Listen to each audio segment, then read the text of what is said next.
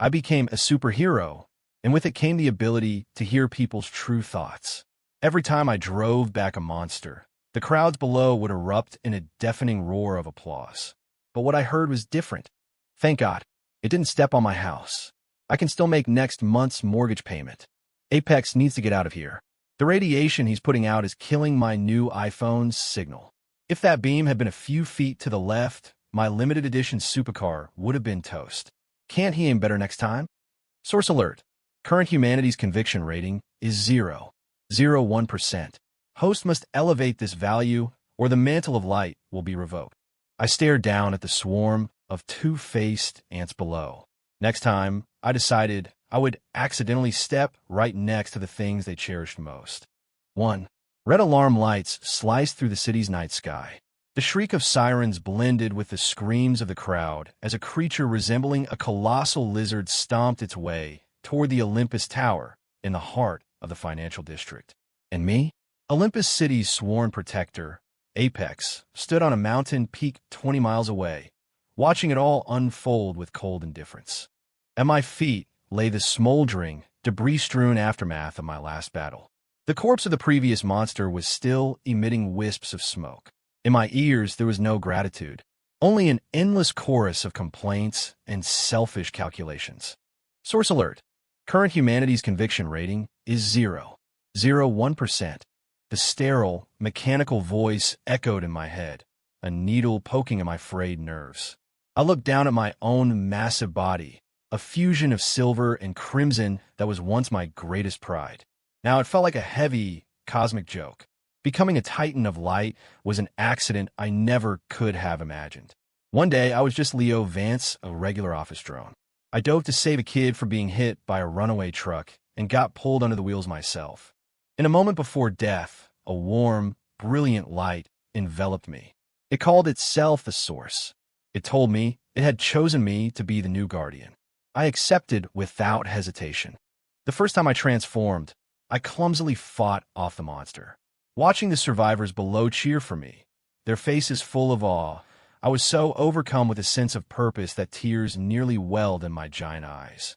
But then their real thoughts hidden beneath the cheers flooded my mind. Phew, glad the monster stayed away from our neighborhood. That was a close one. The market better not crash tomorrow. I just went all in on my portfolio. This Apex guy looks okay, I guess, but his proportions are a little weird. Are his thighs supposed to be that thick?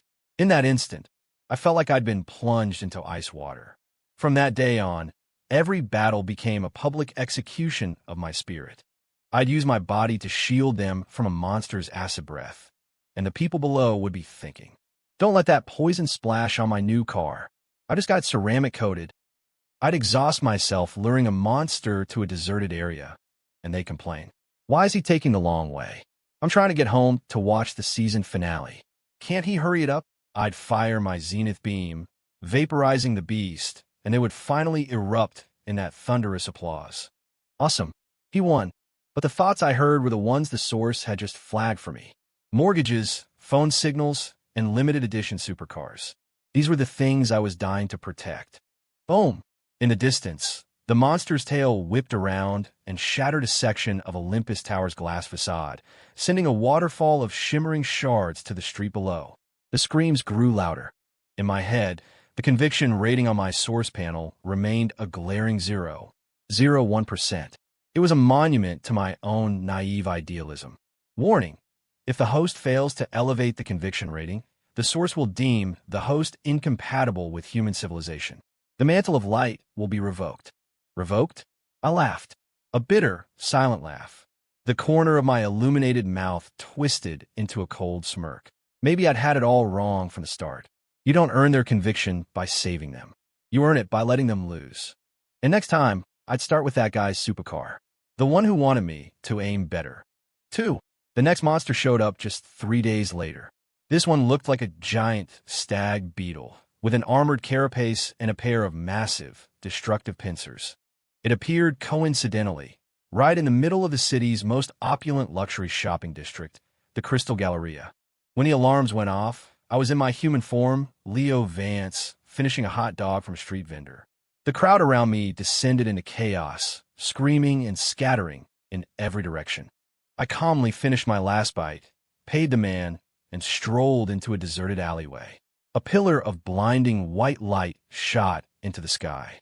When I arrived on the scene as Apex, the beetle monster was raising its huge pincers, poised to smash a gleaming supercar dealership.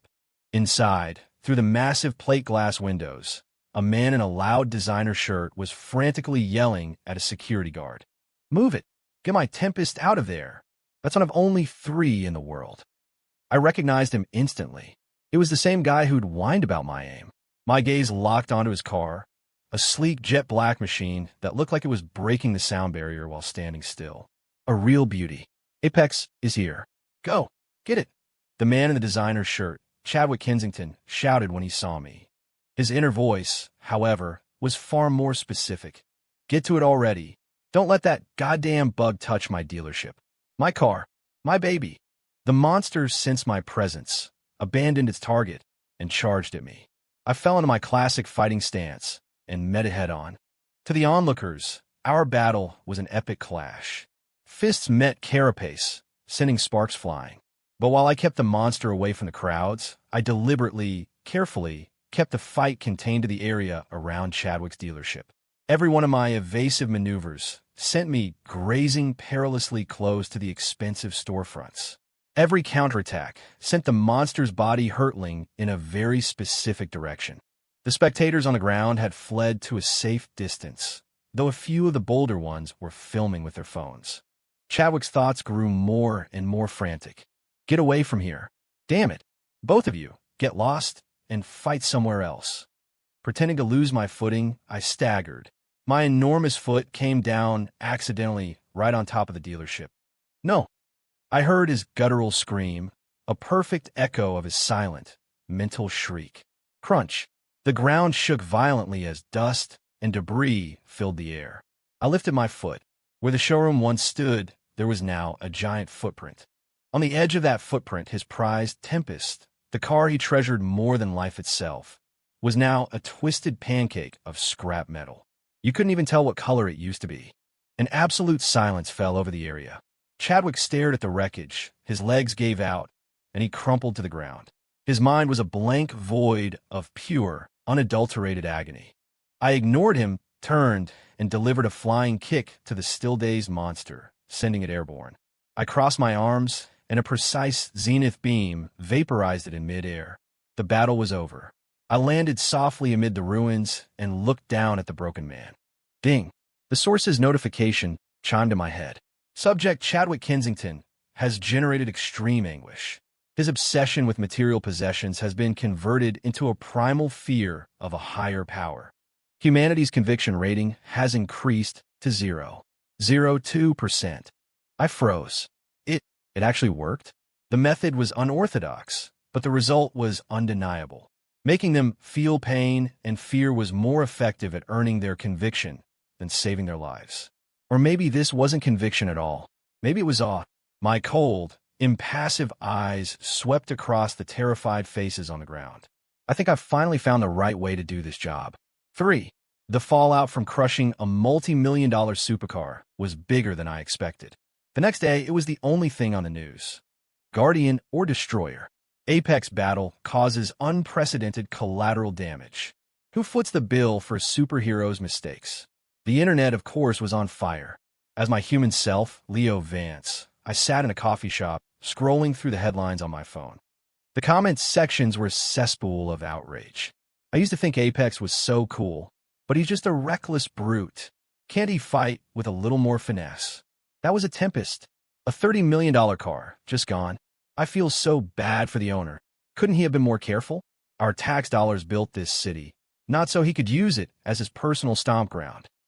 They should set up an Apex Disaster Relief Fund and make him pay for the damages himself.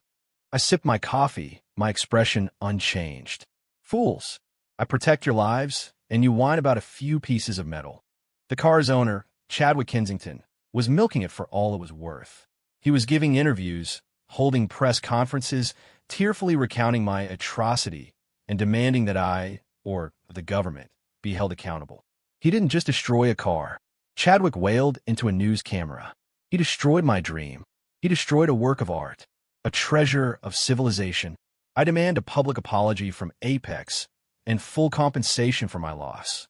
His mind, however, told a different story, one filled with venom and greed. Keep it going. Make a huge scene. The bigger the better. Maybe I can get the government to pay for a new one, plus a little extra for emotional distress. It's not like they can do anything to Apex. I turn off my phone, disgusted by his ugly performance. But things escalated in a way I hadn't anticipated. Under immense public pressure, the government actually formed a task force, the Apex Communication and Oversight Committee, operating under the codename the Sentinel Program. Their stated goal was to work with me in a more scientific and civilized manner.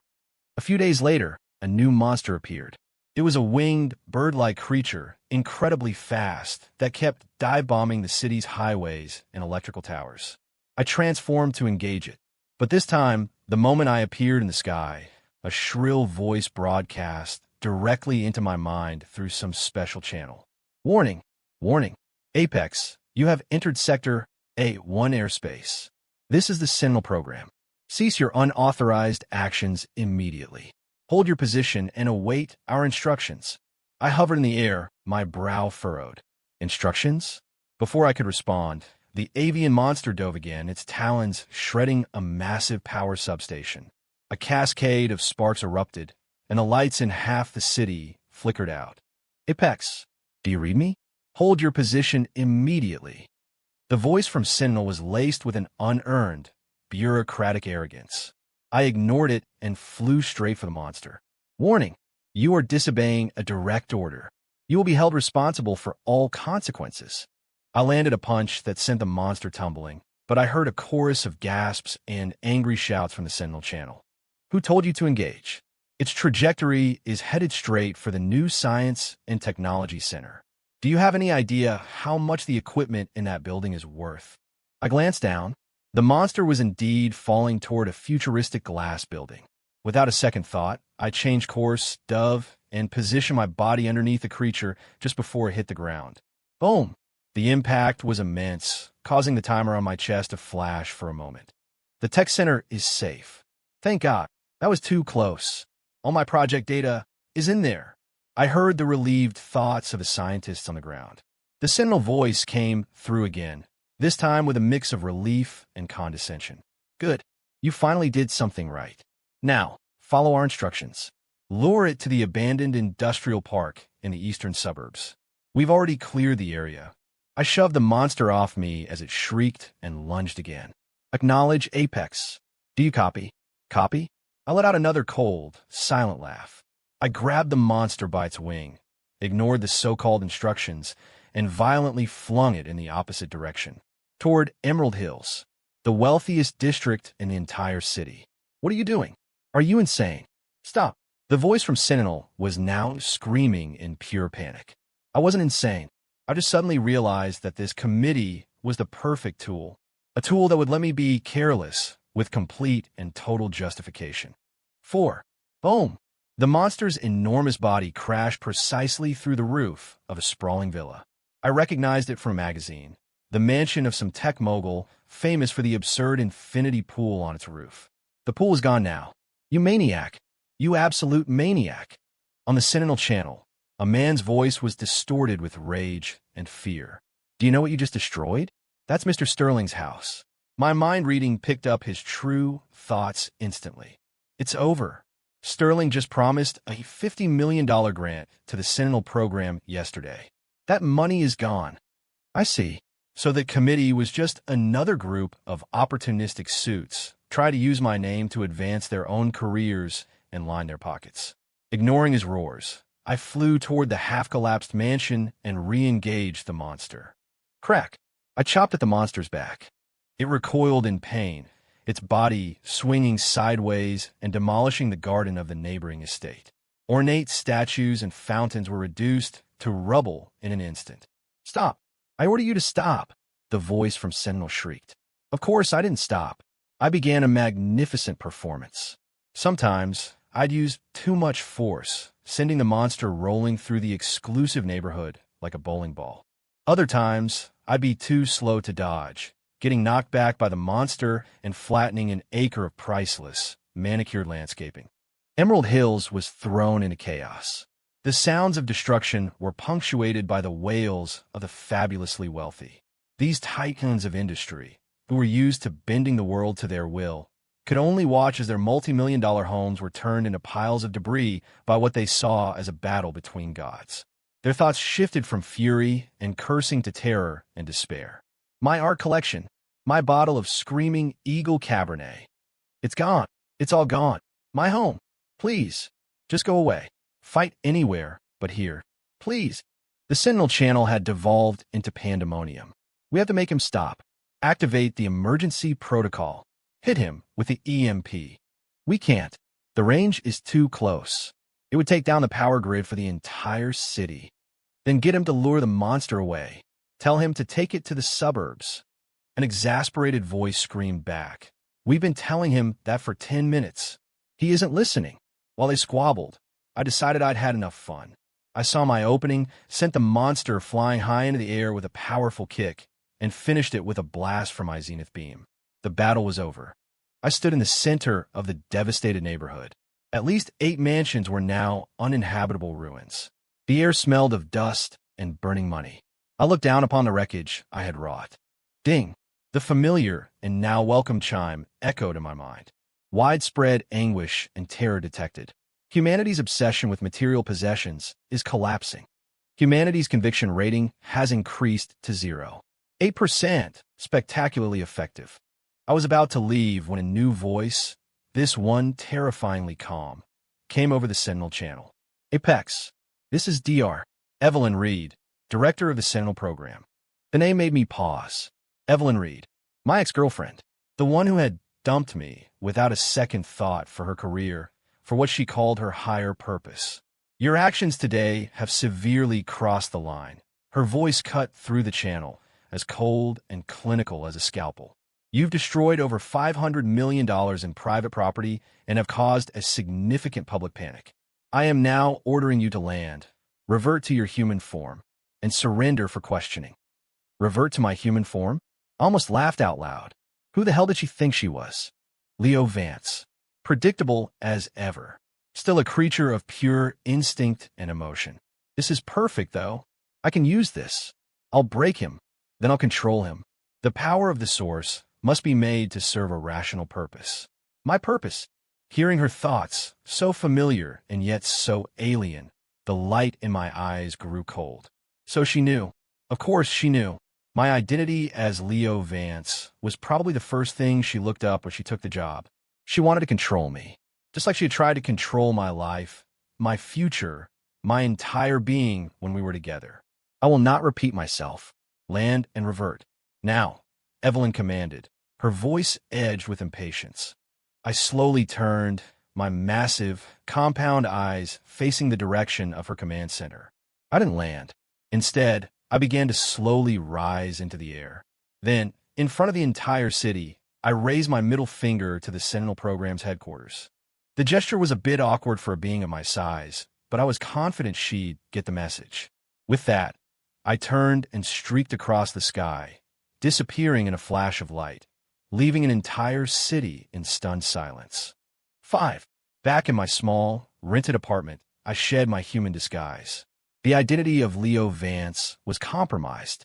Evelyn's appearance was a complication I hadn't foreseen. She was far more dangerous than the whining billionaires and the sensationalist media. She knew me, or at least she knew the old me. The naive, impulsive fool who thought selfless sacrifice was all it took to make a difference. Ding. The source panel materialized in my mind. Warning. Host actions have triggered a high-level alert among human leadership. The Sentinel program has elevated the host's threat level to maximum.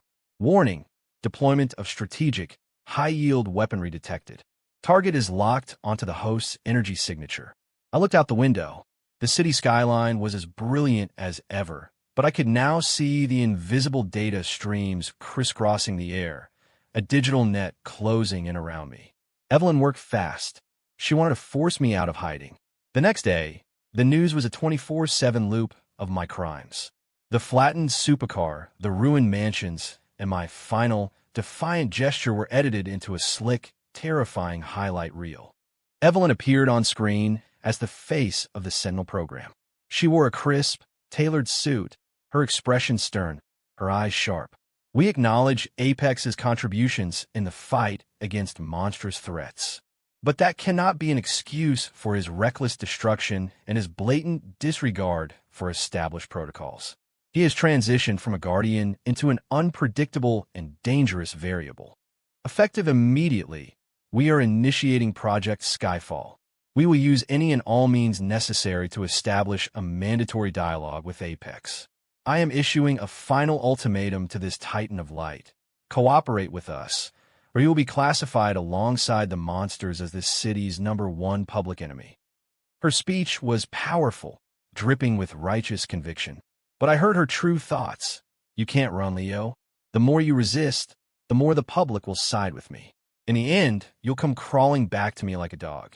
I turn off the TV. Crawl back to her? She thought far too highly of herself. But she had succeeded. Public opinion swung completely to her side. People now feared me, seeing me as a threat as great as the monsters themselves. This Apex guy is terrifying. He's completely unstable. He trashed Emerald Hills today. What if he trashes my neighborhood tomorrow? I support Director Reed. He needs to be put on a leash. Who does he think he is? A god? He has no right to do whatever he wants in our city. My conviction rating began to slowly tick downward. From 0, 8%, it fell to 0, 75%, then 0, 7%. It seemed the awe inspired by fear had a short shelf life. As soon as people felt there was a power that could challenge me, that awe curdled into hostility. I needed a new catalyst, something that would shut them all up for good. That opportunity came sooner than I expected. This time, it wasn't one monster. It was three. Three smaller, but incredibly agile, mantis-like creatures attacked the city simultaneously from 3 different directions. The Air Force scrambled their jets, but their missiles were ineffective against such nimble targets and ended up causing more collateral damage. The city was thrown into a level of chaos it had never experienced before. At the Sentinel Command Center, Evelyn Reed's face must have been a mask of horror. I could almost feel her desperation from miles away. Requesting support from Apex. He's not responding. Director, we're losing containment. The perimeter in Sector A has been breached. Sector C is compromised, too. The monsters are heading for the residential zones. I sat on the couch in my apartment, listening to the symphony of sirens and screams. I was waiting for the perfect moment, waiting for them to feel true, absolute despair. Finally, Evelyn's voice, stripped of its composure, echoed from every emergency broadcast speaker in the city. It was trembling, but loud and clear. Apex, Lau, I know you can hear me. I apologize for my previous actions and statements. Please, I'm begging you, help us. The city needs you. She had finally abandoned her arrogant pride. Faced with the deaths of countless citizens, her ambition, her need for control, all of it became worthless. If you'll just help, I'll agree to any terms.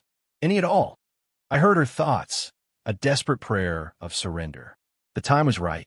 I stood up, walked to the window, and amid the fires raging across my city, I became light. 6. When I reappeared in my Titan form, the city was a sea of fire. The 3 monsters were rampaging unchecked, tearing the military's defensive lines to shreds. The screams of the dying and the terrified had become the city's heartbeat. Help! Somebody save us! Apex! Where is Apex? Is this it? Are we going to die? Finally, faced with their own mortality, they stopped worrying about their houses and their cars. He's here. Apex is here. Someone spotted me first, their voice choked with ecstatic relief. In an instant, every eye, every camera was fixed on me. I ignored their cheers. I ignored Evelyn's frantic calls on the private channel. My eyes locked onto the 3 monsters. Then, I did something no one could have possibly anticipated. I didn't charge at any of them. Instead, I flew to the top of the tallest building in the city, the still intact Olympus Tower, and slowly sat down. I crossed one leg over the other, folded my arms across my chest, and settled in to watch the show. An eerie silence fell over the entire city. Everyone was stunned. Fighter jets streaked past me, the pilots gawking in disbelief. On the Sentinel channel, Evelyn's voice went from urgent to utterly baffled. Now, what are you doing? What was I doing? I was enjoying the view of their despair. One of the mantis monsters tore through the wall of a large supermarket. I could hear the screams from within. I didn't move. Another monster's scythe-like arms swept across a downtown street, sending a dozen cars flying through the air to explode in fiery blossoms. I merely shifted into a more comfortable position. You bastard! Evelyn finally shrieked, all pretense of professionalism gone. What in God's name do you want? Those are innocent people down there. You want revenge? You want to humiliate me? Fine. You win. Just do something. I'll give you whatever you want. Her thoughts were a torrent of shame and fury, but beneath it all was a terrifying sense of powerlessness. What did I want? I slowly raised my hand and, pointing it at her command center, curled my finger in a come here gesture. The meaning was unmistakable. You wanted to communicate. You wanted to put me on a leash? Here's your chance. Come to me and beg. Evelyn went silent. Her subordinates were frantically shouting in the background. Director, we can't wait any longer. The casualties are going to be catastrophic. After a few seconds that felt like an eternity, a small VTOL aircraft lifted off from the roof of the command center and flew hesitantly toward my position. The aircraft hovered in front of my face, and the side door slid open. Evelyn stood there, still in her suit, but her hair was a mess, her face smeared with soot and sweat. She looked up at me, the man she'd once casually discarded, now a giant she was forced to petition. Her eyes were a storm of conflicting emotions: anger, regret, humiliation, and a sliver of fear. I'm here, she said, her voice hoarse. State your terms. My terms? I held up my hand, pointing first to the carnage below. Then I pointed at her, and then I made a clear, unmistakable gesture of someone getting down on their knees. I want you, Dr. Evelyn Reed, to kneel before the entire city and beg me to save you. 7. The color drained from Evelyn's face.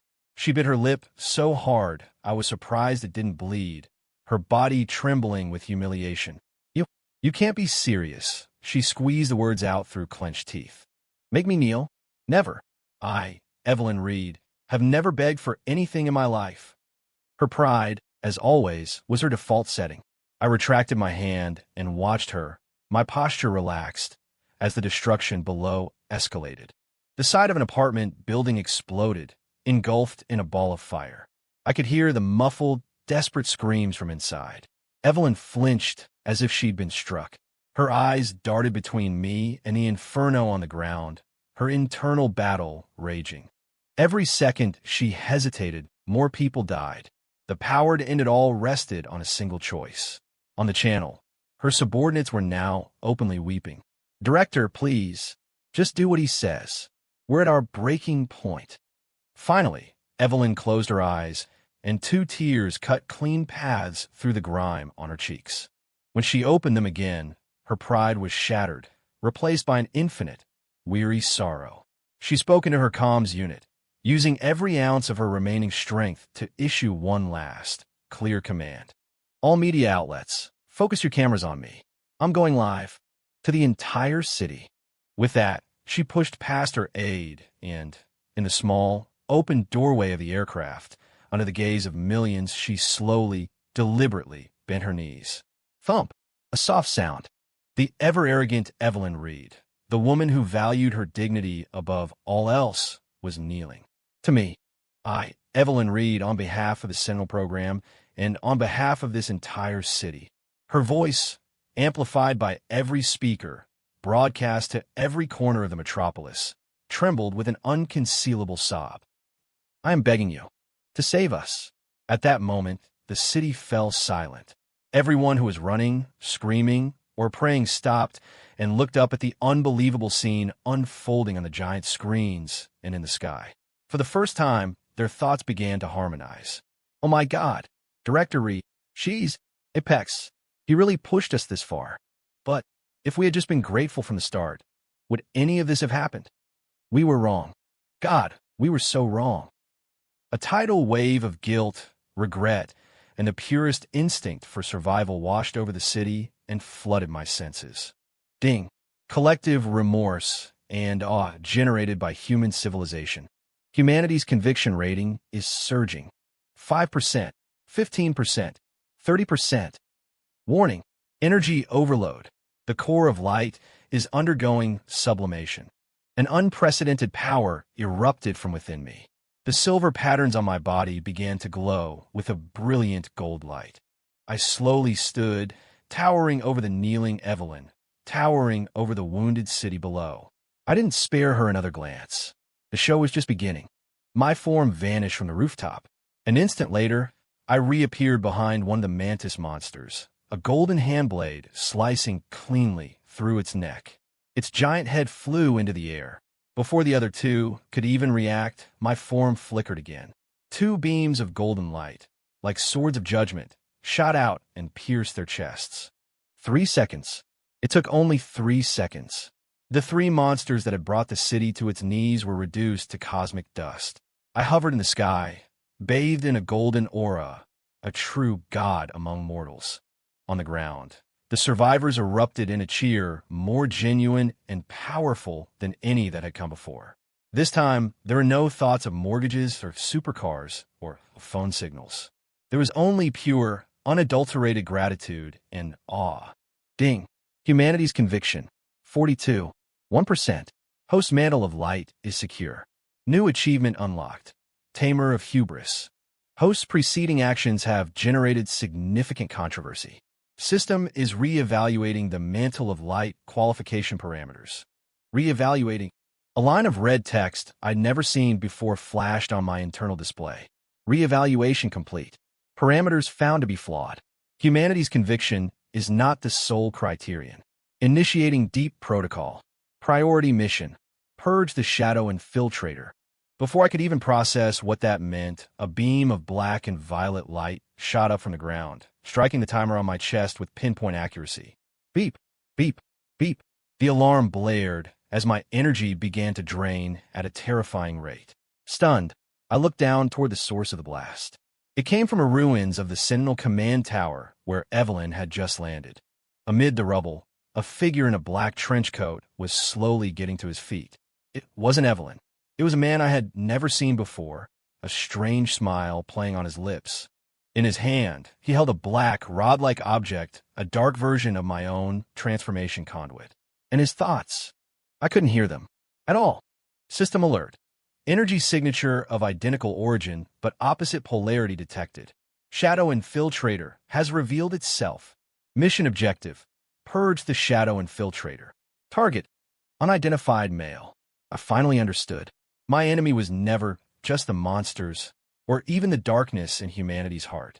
It was a counterpart, one who had been lurking in the shadows, waiting for the perfect moment to strike. The man looked up, his smile widening with amusement. He raised the black conduit, and a pillar of violet-black light engulfed him. When the light faded, a new titan stood where he had been. It was entirely black, its eyes glowing with a malevolent red light. Its silhouette, its armor, even the patterns on its body, were a chilling mirror of my own. "Hello there, hero," the Dark Titan's voice echoed directly in my mind, dripping with sarcasm. "You can call me Void." On the ground, the crowd, still reeling from their salvation, was thrown into a fresh panic by this new, terrifying development. What? What is that? Another one? A black apex. It attacked our hero.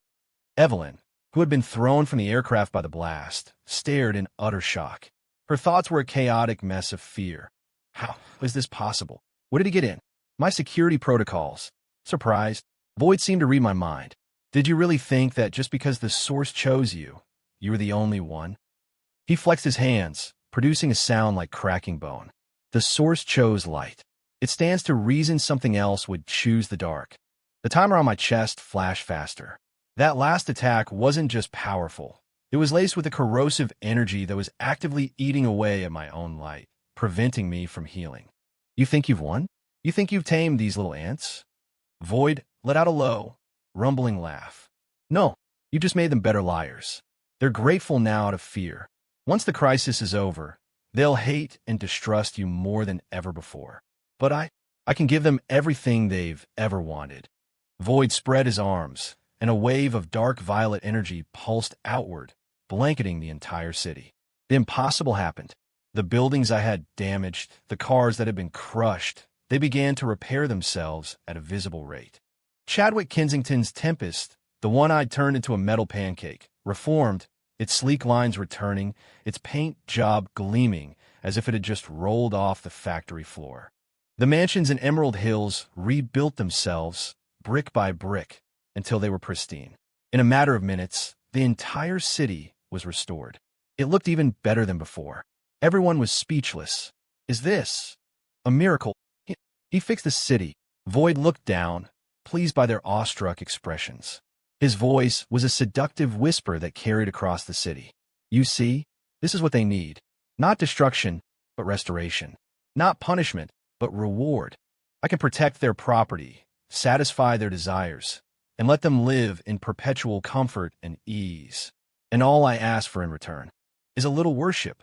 His words were a devil's bargain, striking at the most vulnerable, most greedy parts of the human heart.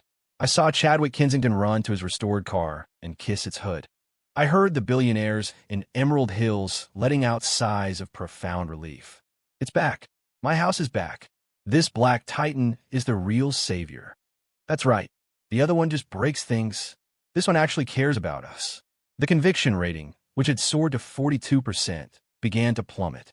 40%, 30%, 10%. Finally, it bottomed out, even lower than where I started. 0.005%. And a new metric appeared on my source panel. Dark devotion, 78%. I felt the power draining out of me, while across from me, Void's presence grew stronger. He was feeding on the city's greed, converting their desire into his own power. Do you understand now? Void strode toward me, each step shaking the very air. Your path of light is a struggle against the current. It is painful. My darkness simply goes with the flow. Everyone is happy. This world has no need for a hero like you. He raised his hand, a sphere of violet-black energy coalescing in his palm. Now die, you obsolete failure. I struggled to fight back, but my body felt like it was encased in lead. The power of the source, starved by humanity's betrayal, had dwindled to almost nothing. Just as the sphere of dark energy was about to hit me, a small figure darted out from the crowd below, spreading his arms wide to shield me. It was a boy no older than 7 or 8. "Don't you hurt Apex," he shouted, his young voice cracking with effort. I recognized him. He was the boy I'd seen after my very first battle, the one who had waved at me enthusiastically while everyone else was lost in their own selfish relief. His thoughts were the only clear stream in this polluted ocean of self-interest. Apex is a hero. He's just tired. You can't do this to him. Void paused, genuinely surprised. Oh, we have a stray.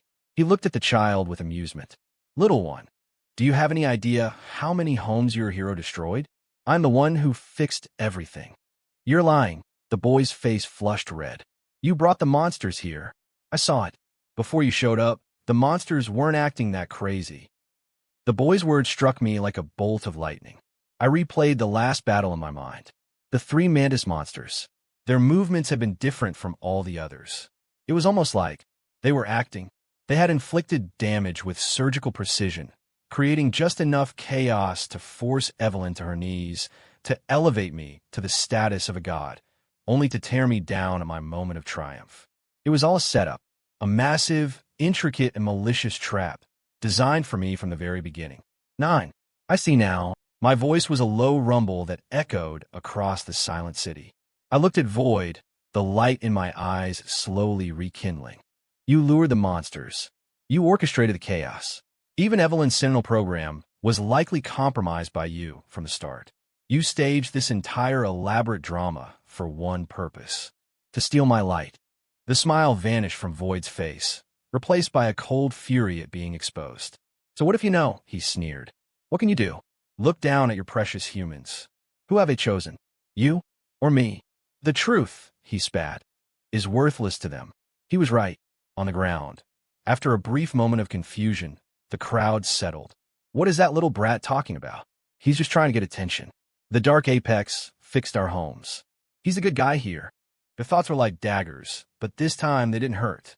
Instead, I felt a strange sense of peace. I looked down at the boy who still stood before me, a tiny shield against the world.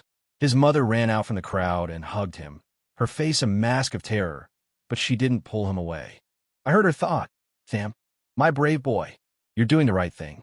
We can't lose our souls." I smiled, a real smile, so there was still good in them, just not very much. So little, in fact, that it was almost drowned out. But if even one spark remained, if there was just one glimmer of light, then it was worth protecting. "You're wrong," I said to Void, slowly raising my arms into a fighting stance. I was never fighting for them. I was fighting for what's in them, the part of them that can be lost, but can never be truly extinguished. Their humanity, even if it's only 0.01%. As I spoke, the boy Sam pulled something from his pocket. It was a small, lopsided figure of Apex, folded from colored paper. He held it up high and shouted with all his might, "Go, Apex, go!" Ding! Heart of purest conviction detected. Humanity's conviction rating parameters have been revised. Weighting adjusted. The conviction of one pure heart is equivalent to the conviction of 1 million mundane hearts. Current humanity's conviction rating, 99.9%. Boom! Golden light erupted from my body like a nuclear detonation. My injuries vanished. The alarm on my chest ceased, replaced by a triumphant anthem. My body grew even larger, and the golden patterns on my armor became dazzlingly bright, as if forged from the heart of the sun itself. Shining form. No. Impossible. Void screamed, stumbling back from the sheer force of my radiant power. What is this? How? He couldn't understand. He didn't know that hope, in its purest form, is a far greater power than greed. I didn't answer him. I raised my hand, and particles of golden light coalesced into a burning sword of pure energy. "Now," I said, my voice resonating with power. "It's my turn." My body became a golden blur, appearing instantly in front of Void. He frantically raised his arms to block. Clang! My light saber crashed against his dark arm blades, sending a blinding shower of sparks into the air. The force of the blow sent him hurtling backward into the side of Olympus Tower. "It's over." I gave him no time to recover. I raised my sword high, gathering all the light in the universe into its blade. The sky itself seemed to crack open as pure radiance poured down, fueling my attack. Shining, zenith blade. I swung down. A blade of golden light, vast enough to slice the horizon in two, descended upon the dark titan. No! In a final, desperate scream, Void was utterly consumed by the golden light, purified into nothingness, not even leaving dust behind. The world was quiet once more. 10. I released my transformation, descending slowly from the sky. The golden particles of light dissipated, and I landed as Leo Vance in front of Sam and his mother. The surrounding crowd stared at me, their faces a mixture of awe, fear, shame, and confusion. They had witnessed a miracle and then the destruction of that miracle. The being who had given them back their worldly possessions had been annihilated by me, the destroyer, who had ultimately saved their lives. The cognitive dissonance left them stunned and silent. "Thank you." Sam's mother took her son's hand and bowed deeply to me. Sam copied her, bending at the waist with all his might. "Thank you, Apex Man," he said, looking up, his eyes shining. I looked at him, and the ice that had encased my heart for so long finally began to thaw. I raised my hand to pat his head, a simple, human gesture I hadn't felt worthy of in a long time. But I stopped myself. I turned and looked at Evelyn. She was still slumped on the ground, all the energy and fight gone from her, a hollowed-out shell of the woman she used to be. Her meticulous plans, her arrogant need for control, had been exposed as a pathetic farce in a war between gods and demons. I walked over to her. "Why?" I asked, my voice hoarse. She looked up, a bitter smile on her face. "Why? Don't you get it, Leo? The power of the source is too much for any one person to have. It's too dangerous. It has to be governed by rules, by a system. So you invited the wolf into the sheepfold?" "I didn't know he was Void," she retorted, a flash of her old fire returning. "He came to us as a security consultant, an expert in unconventional power sources. He had flawless credentials, theories we couldn't debunk, and resources we couldn't refuse. He convinced the entire committee he had a way to manage you, to make your power safe and controllable. I looked at her coldly. So, in the end, you just didn't trust me. Evelyn's lips parted, but no words came out. She couldn't deny it. She had never trusted me, not as her boyfriend, and not as Apex. I turned away from her, my gaze sweeping across the familiar, yet alien, landscape of my city. Source alert. Shadow infiltrator has been purged. Host authority has been elevated. New function unlocked. World choice protocol. World choice protocol. The host may choose to continue protecting the current reality or relinquish this world and travel to a parallel universe in need of the light. I stared at the new option in my mind, silent. Leave? Go to a world that might be more deserving? A world that wouldn't make me question the very nature of my mission? My eyes fell on Sam again. He was hiding behind his mother's leg, peeking out at me, his face filled with pure, simple admiration. And in that moment, I understood. This world was full of selfishness, greed, and ignorance. It was a mess, but also had this. It had Sam. It had his mother. It had a tiny, fragile spark of goodness that refused to be extinguished. And maybe, just maybe, protecting that 1 in a million spark was worth all the trouble. I focused my will. Continue protection. Then, as the city watched, I let the light surround me one more time, rising into the sky not as a weapon, not as a threat, but as a promise.